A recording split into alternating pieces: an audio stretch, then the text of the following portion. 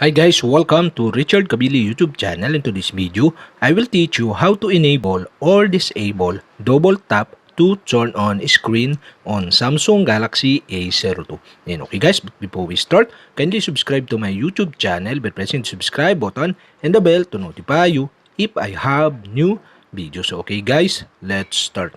So okay guys, all you have to do is go to setting in your Samsung Galaxy A02.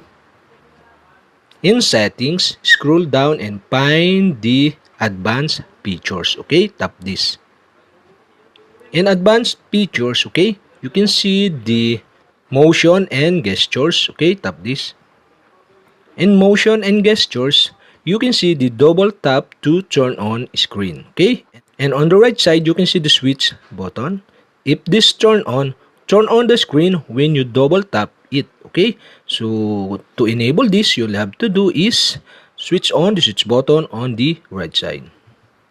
And okay guys, we have successfully enabled. So okay, we can try it. Okay, press the power button to turn off the screen.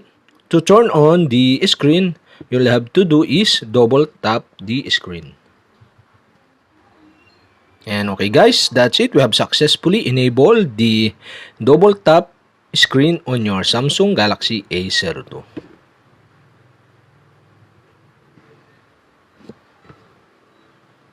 And okay guys, to disable again, you'll have to do is switch off the switch button on the right side of this double tap to turn on screen.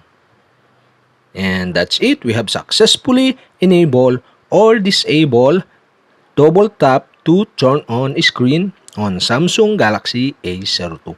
And okay guys, if you have a question, kindly comment below. And don't forget to hit the subscribe button and the bell to notify you if I have new videos. Okay guys, thank you for watching.